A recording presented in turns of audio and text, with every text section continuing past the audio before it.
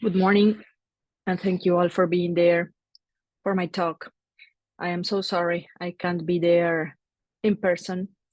Uh, this year, life came on the way, and my mother is with some health issues, and I had to cancel my travel to be with you all in person for this magnificent workshop. So I'm trying to participate virtually as much as I can.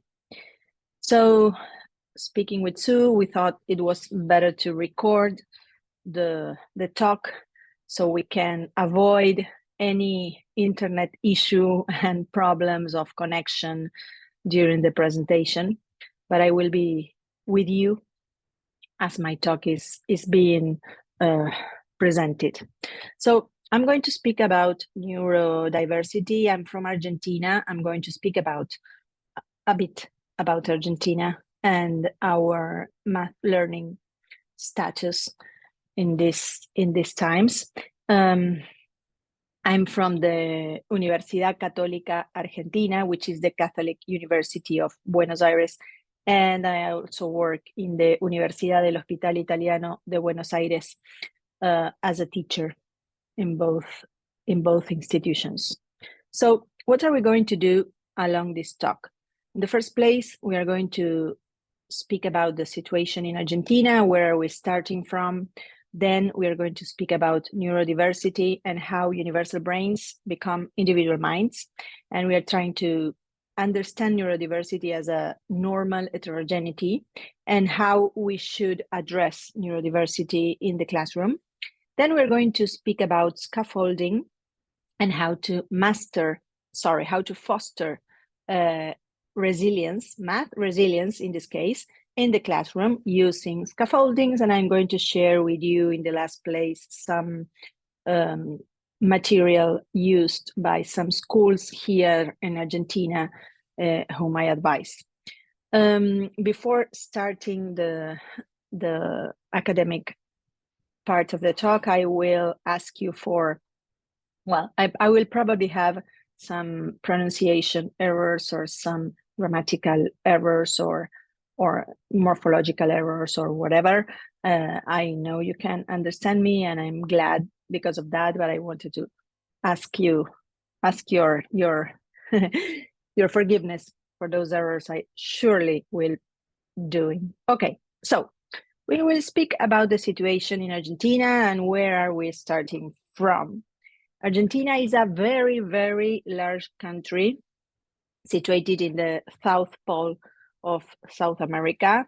It's a very diverse country, not only in heterogeneity of its people, but also in the heterogeneity of its landscapes.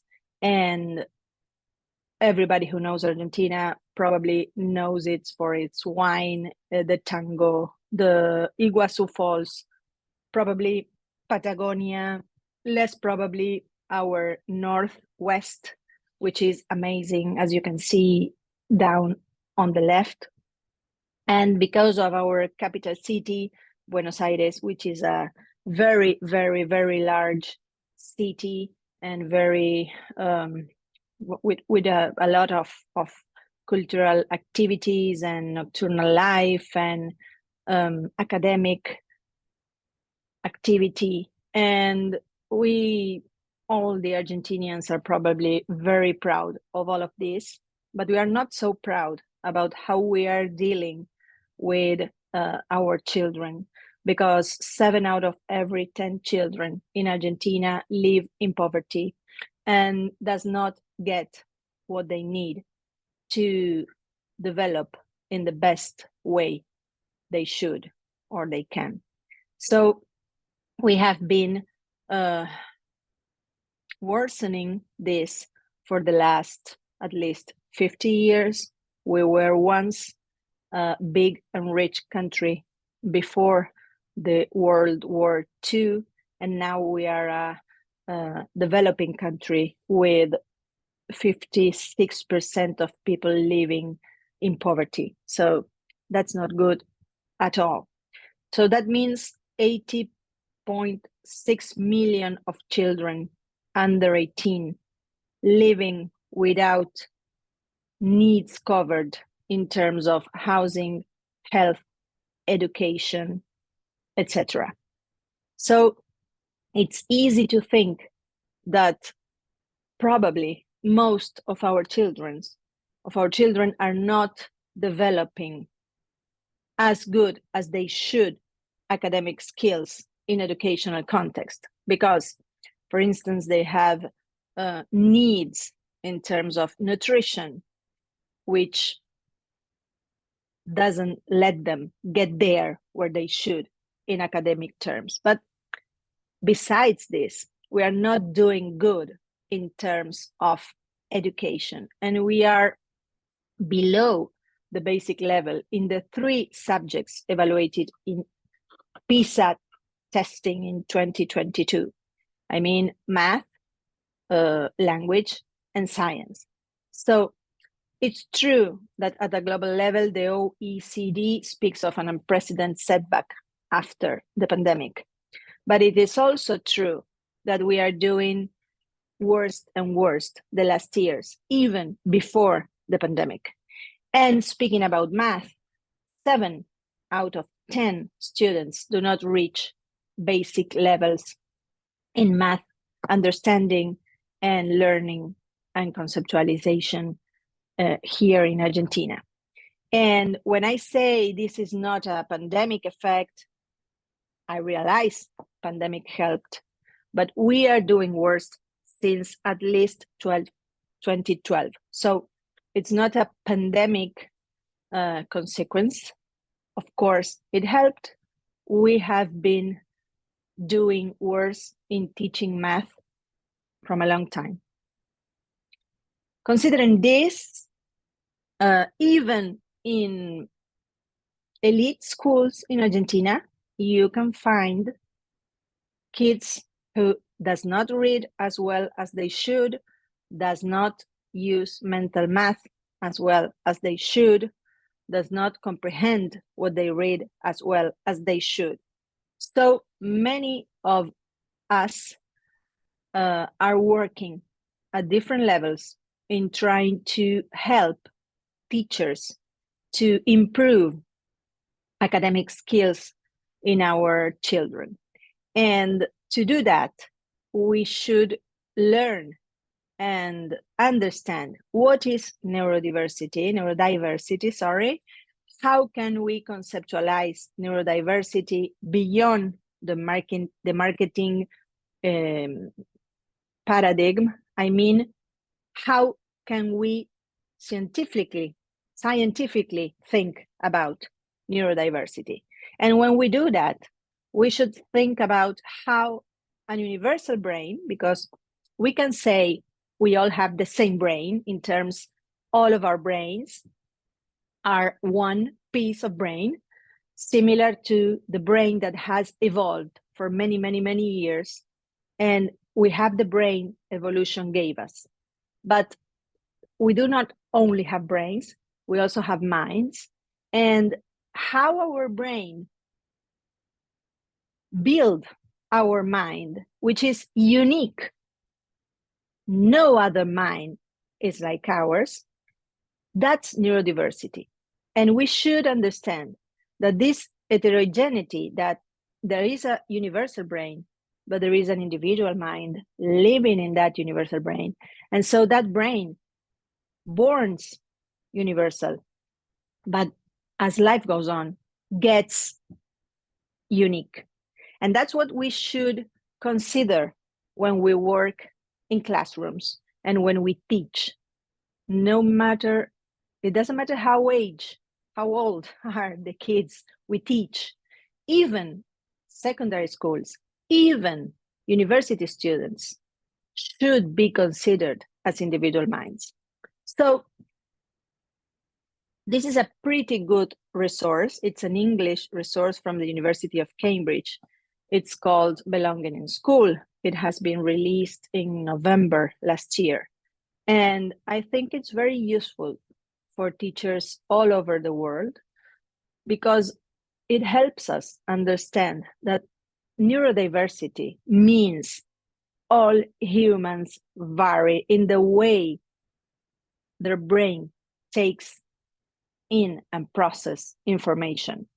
So when you have a kid in a school, in a classroom, trying to take in advantage of academic opportunities, you have a unique kid who, of course, has universal tools, because this particular kid has attention, memory, sensory processing, executive functioning, emotional regulation processes that helps him learn. But as these processes are universal, his learning is unique and individual.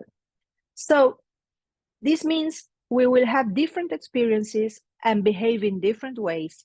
We will have different learning experiences, and in learning situations, we will behave in different ways. And all of us need attention in this mean.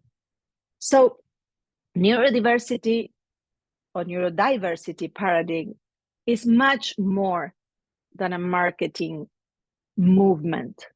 It's much more than just considering diversity from the point of view of the brain. Neurodiversity, it's a biological fact, a biological fact. So humans diverse, and they diverse not only but by, I don't know, race, gender, nationality. They diverse also by their brains. So this means when a human mind is born, there's not only one learning trajectory possible for that mind. There are many. And that trajectories are going to be conditioned by external events, by the community, by the people you get into when you grow up. So let's speak about what do we call the learning trajectory. The learning trajectory is the sum of every learning experience you have since you are born till you are dead. Your learning trajectory is something like the movie of your learning experiences along your way in this life. So each and every one of us has his own learning trajectory. And this learning trajectory is not something you build alone. It's something you build in context. And as you are building this learning trajectory in context, you are shaping your brain and you are creating your brain in a good sense. You are nurturing your brain and you are getting to know yourself as a learner. So you can imagine that when you are a teacher and you are in a classroom and you work with, I don't know, 20 kids, 25 kids, 30 kids, you have in front of you 30 learning trajectories. You have 30 lives trying to get their best from these learning opportunities you are giving them. So we have to understand that it's very difficult for a teacher to address 30 learning trajectories if we do not have some scaffolding for our teaching, if we do not have some resources to build individual, to help build individual trajectories. So let's think for a moment, what does this mean? In the first place, this means a kid, and every one of us starts his life with a DNA which is given to us, is not chosen. So you may have a DNA and you may be luckier than other people because you have a DNA which helps you deal with your learning trajectory, or you may have less lucky, you may be less lucky, and so you may have some DNA constraints and you may have some developmental constraints because of your DNA.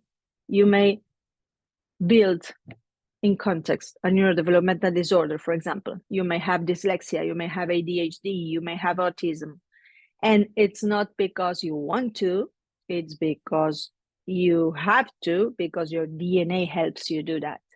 So in a starting point, neurodiversity, diversity, I hope to the end of this talk, I'm going to say diversity and no diversity. In Spanish is diversidad. So in the first place, DNA constrained our learning trajectory. And with this DNA comes intelligence, which is not fixed. Even DNA is not fixed. Intelligence is not fixed. Intelligence is flexible, dynamic, malleable.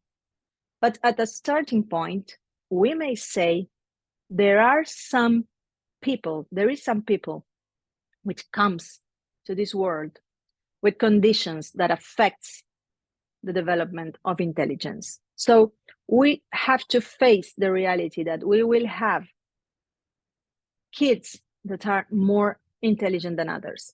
This sounds pretty bad, maybe in social terms, but we need to address the needs of the less intelligent kids because we have to help them in context to build intelligence. It's like, that kid who, it doesn't matter what you present, will learn. It doesn't matter what you do, will learn. It doesn't matter what you say, it's going to learn. And you're going to say, he's bright. Okay. He needs our help less than another kid who, when you speak, struggles. When you offer opportunities, struggles. And when struggles, gets stressed. And when gets stressed, becomes less resilient, or has his resilience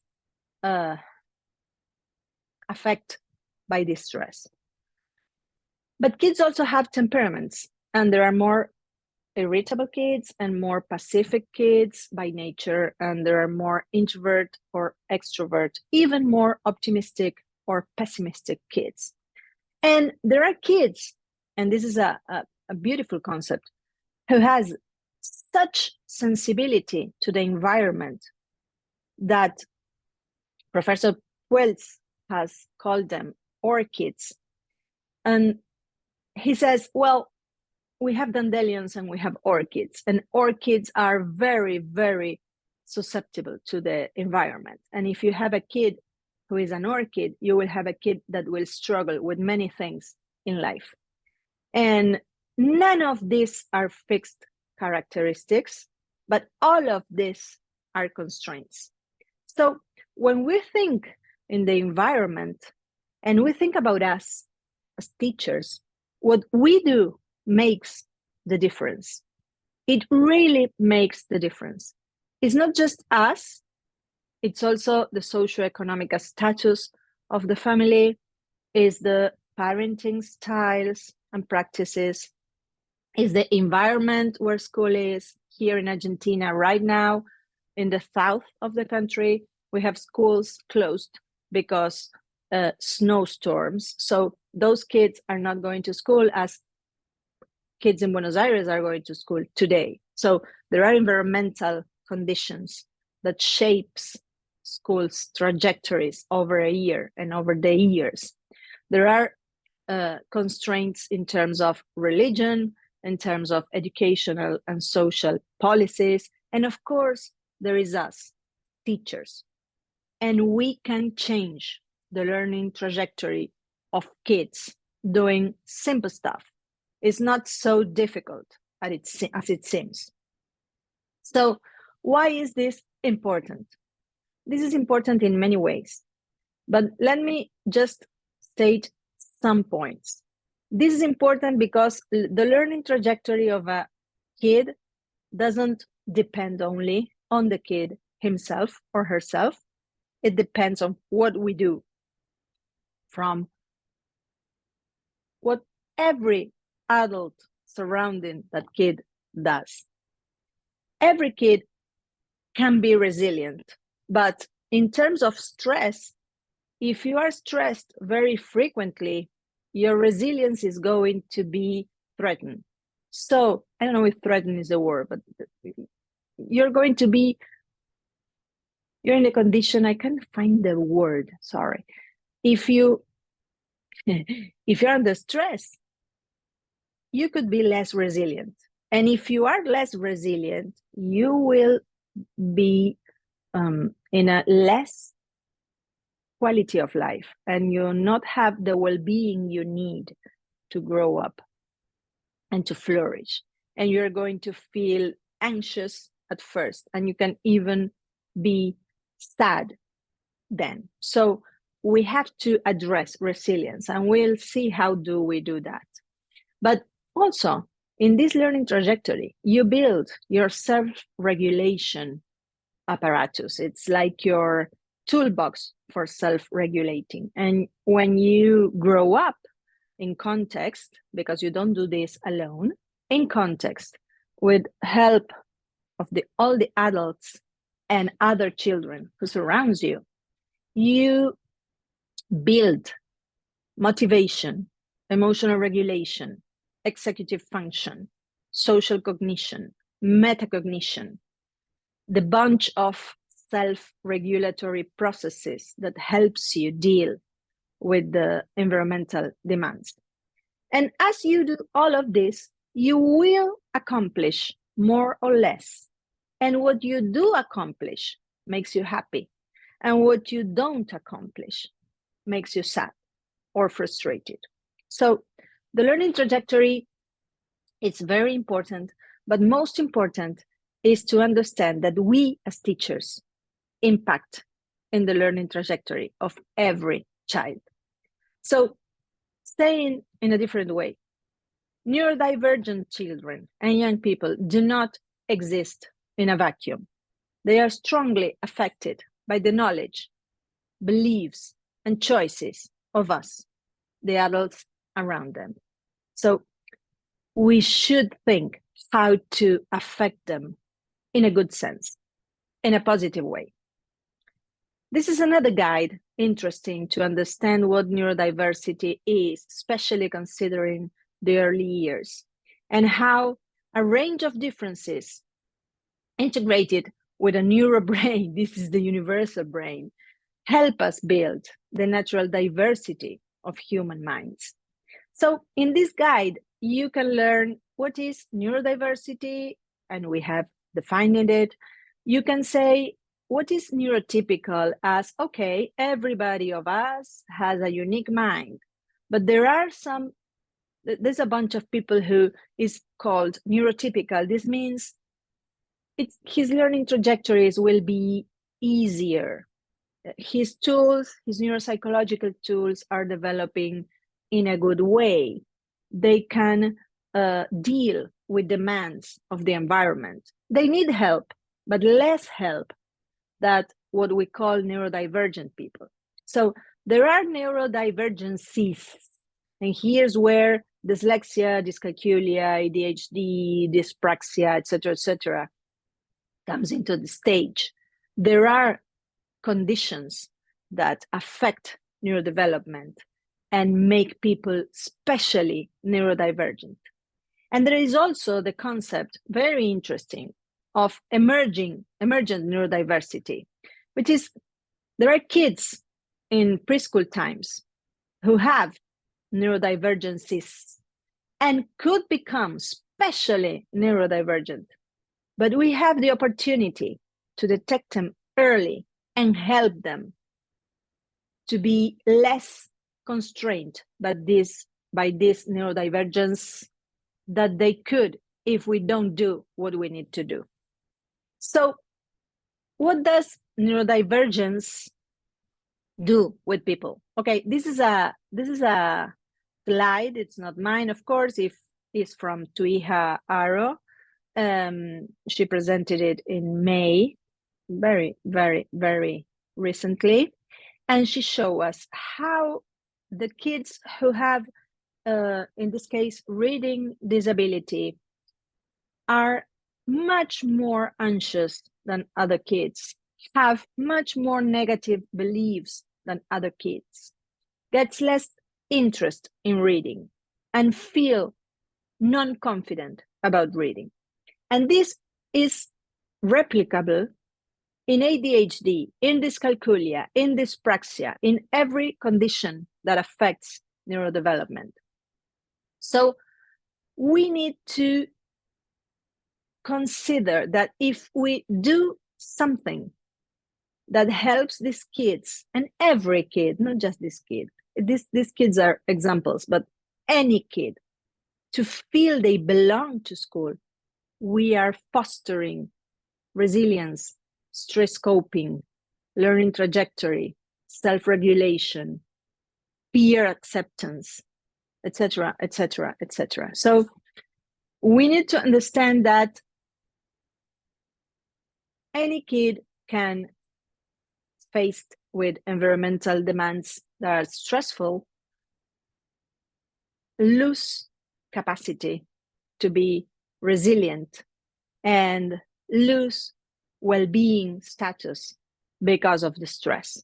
And this is very common in kids who has neurodevelopmental conditions.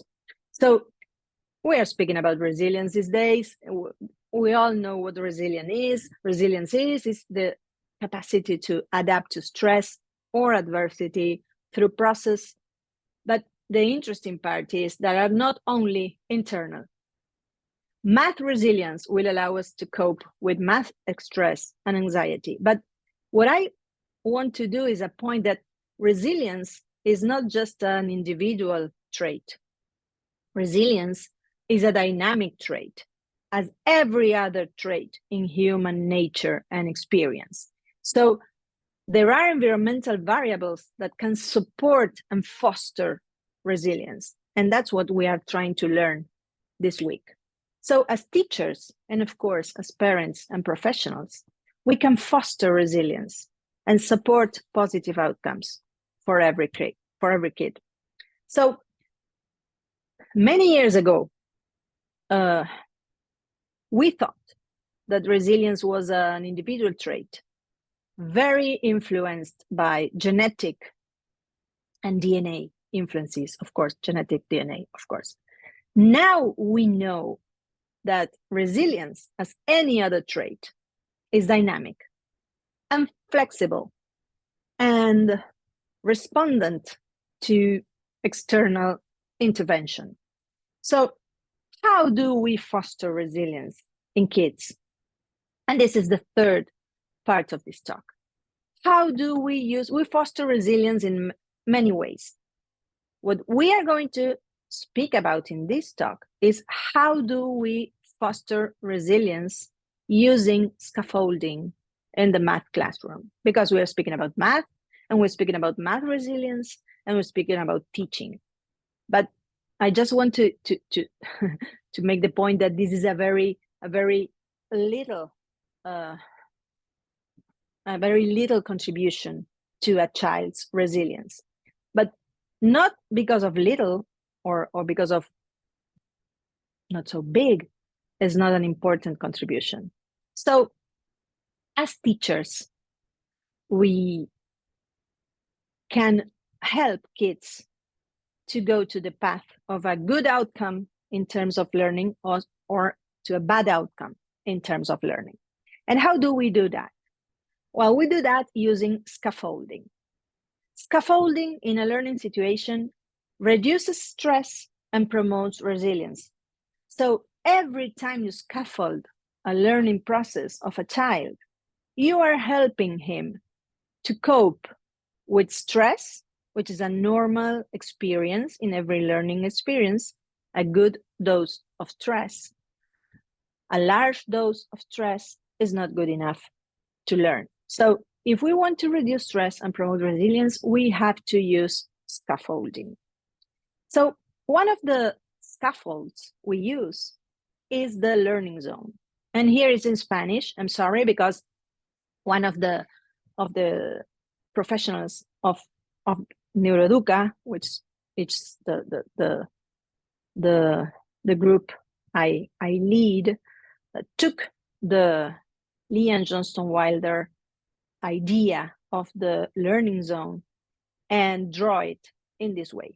And we are using the learning zone in many, many ways. I will show you. And the learning zone is a scaffold, is a very, very good scaffold. Maybe it's a basal scaffold to help kids understand that learning needs support and that learning will occur in the middle of some frustrating events. So what's a scaffold? A scaffold is a support system that is temporary and modifiable and that allows a person to advance in the course of a task or a learning experience. Scaffolding used in instruction helps to support and promote learning opportunities for every kid. And scaffold assist in the development of every skill, as the little wheels in bicycle for kids who are learning to ride a bike.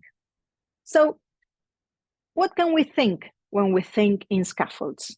And you see the learning zone there in the right, because we use the learning zone, as I said, as the basal scaffold.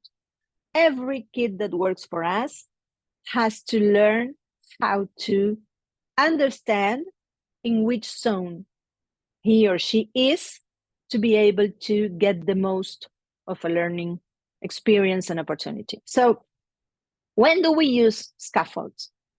When what we should do is out of reach. So if we don't use scaffolds, we will be in the panic zone. And we don't want to be in the panic zone because it's the not resilient zone, it's the stressful zone, it's the dangerous zone. So we will be there sometimes, but with scaffolding, we can go back to the learning zone. And that's the amazing power of scaffolding. Scaffolding is customizable, I think is the word, I don't know, can be adjusted to individual needs, and they are temporary. They will be used as they need, and they will be lost or abandoned when they are not needed. So which purposes can we consider when using scaffolding to reduce math stress and anxiety? Well, we will open the zone of proximal development. So if a kid is learning to multiply and he still does not get automaticity with the learning tables, the multiplication tables, it's not tables, the word in English, I don't know, but you understand me. He will use a Pythagorean table to help himself or herself in the way. And I tell kids, okay, and when you know that 2 + 2 is 4, you will cross the 4 with a permanent marker, and you are going to scaffold yourself knowing, okay, this is not in my learning zone, this is in my comfort zone. I already know 3 + 3 multiplied by 3 is 9. So that's my comfort zone. I can get the 9 out of my table. And so that helps kids to build self-confidence and resilience and think, I am able to learn. But scaffolding, it's not only to help you deal with something, it's also a help to conceptualize and to help you understand. We use these dots to, well, we use them in many ways. One of the ways is think. They are like your external working memory. And when you need to help yourself to sustain information while you work, you can write down the information in these dots. But these dots are also the place where we can show kids how to understand in concrete terms what we are saying in symbolic terms. So sometimes scaffolding helps you to conceptualize. And scaffolding, of course, helps to promote the development of resilience. Because if you work in a sense that everyone gets the scaffolding they need, and you work with different types of scaffolding, you can see here there's a word. It says 70, which is not 77, 75, for example, in Spanish is 75. So as this kid always forget 70, we said, okay, we're going to write a word so you can recall the word and you can feel less stressful while you are doing your math with your numbers to 100, and so you're going to feel better. And scaffolding also helps to sustain practice, because practice is one of the pillars of learning, according to Stanislas Dehaene. To learn, we need attention. To learn, we need motivation and commitment. To learn, we need feedback, and we need practice to consolidate what we learn. So in many ways, we give scaffolding to kids to being able to do stuff at home that we give them at school or in the practice, in clinical practice.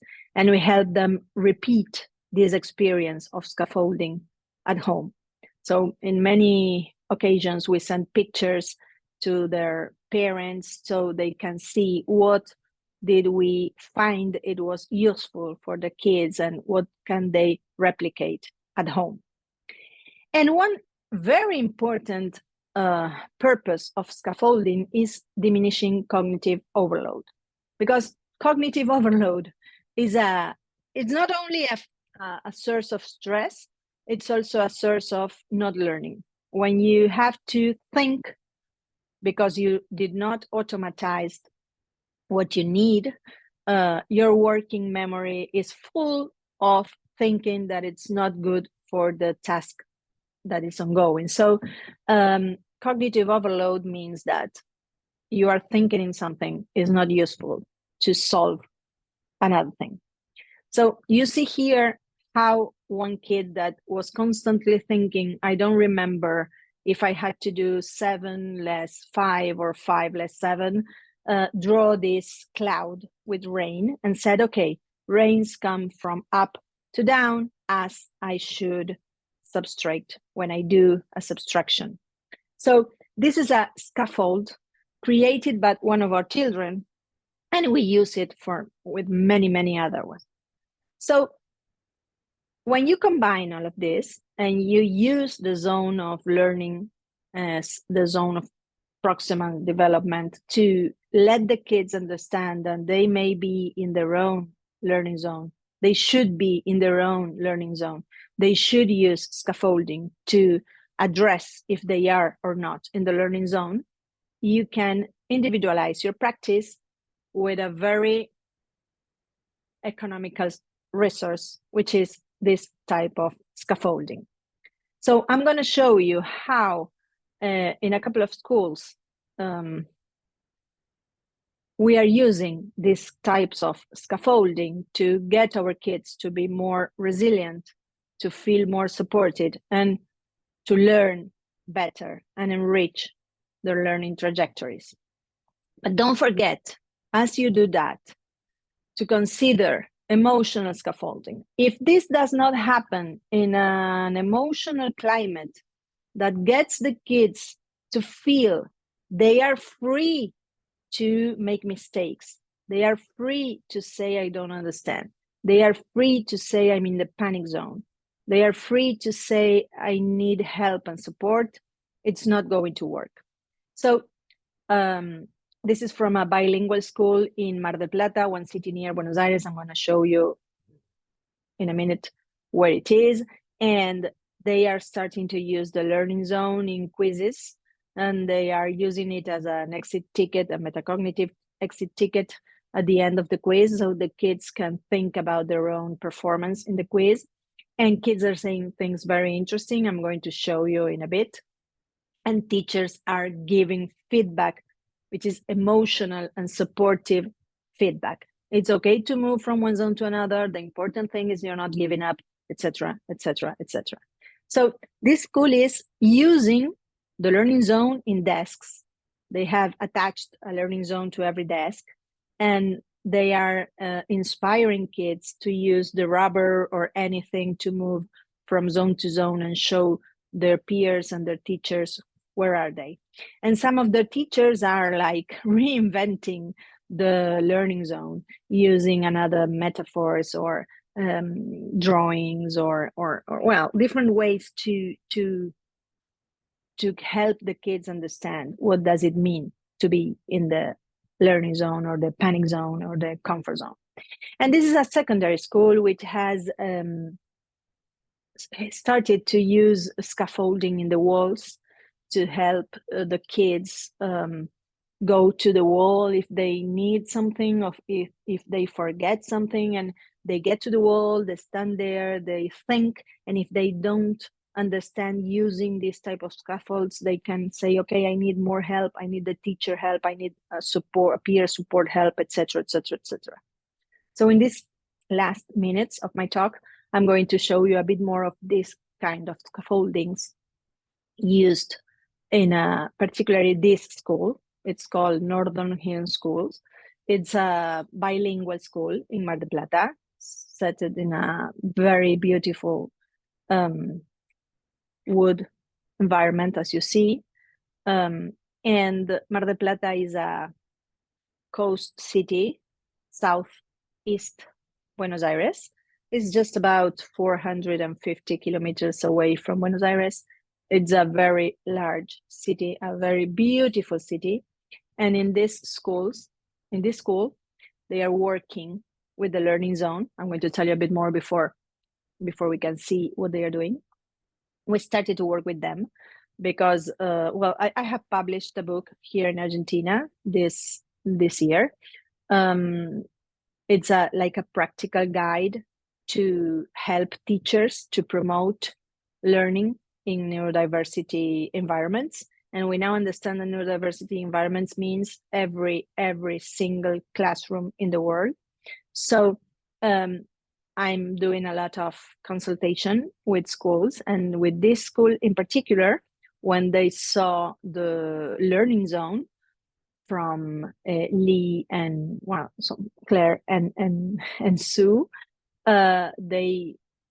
we remodeled the I showed you the scaffolding with the little guys moving in the zones.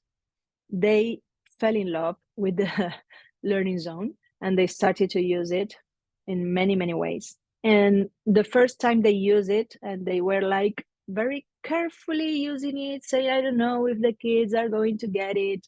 I don't know if we should scaffold so many things at once. The head of primary school wrote me very enthusiastic and say, Silvia, you are not going to believe this. They are so happy. They understood in just 2 seconds what was the learning, the panic, and the comfort zone. They love the scaffolding of the learning zone, and they are always aware of what they are doing. So we are now going to use it every day in every class, in every signature. So recently I asked her for examples of mathematical classes, and these are some examples of a quiz in a math class in 4th grade. And I'm going to read you. This kid says in a very effortful writing sentence, it was stressful and it was hard because I could not solve the first problem at the beginning, and I did it at the end, because it was like a quiz of mathematical word problems, and he was stuck in the first one, so he got stressed. And then he thought, okay, maybe I should do the second one. And as he did the second, the third, and the fourth, he could return to the first one and solve it. And her teacher says, it doesn't matter the order of solving problems. What really matters is that you did not give up and handle it very well. Another example in the same quiz, one kid that the marvelous thing is they start to individualize the learning zone scaffolding. So this kid says, okay, I was mostly in the learning zone, but at some point I feel stressed. Why? Because I learned to do mental math more quick than before, but some things were very hard. The plus, the looks. This teacher said, okay, I'm going to give you the tasks in like increasing difficult order. So the kids could do everything, but if they were brave enough, they could do the plus deluxe. And the good news is that mostly all of them went to the plus deluxe, because teachers are saying, if you don't understand it, it's okay. If you need support, it's okay. If you don't solve it right, it's okay. You are learning. So the teacher says, I'm very proud of your effort and for trying to solve the plus deluxe ones. And this kid says, okay, I'm in a learning zone because I use mental math strategies that I never used before in a quiz, in a test. But if you really help them grow in a settle of positive emotions, they will risk themselves in learning opportunity situations. So his teacher says, okay, good strategies. You show confidence. I'm proud of you. And this, I think, is the last one is, okay, I felt very stressed. I felt like this in the middle of the learning and stress or panic zone, because the mission and its problems were hard and at the beginning, but I could deal with them afterwards. So the teacher says, Sophie, you did it very well.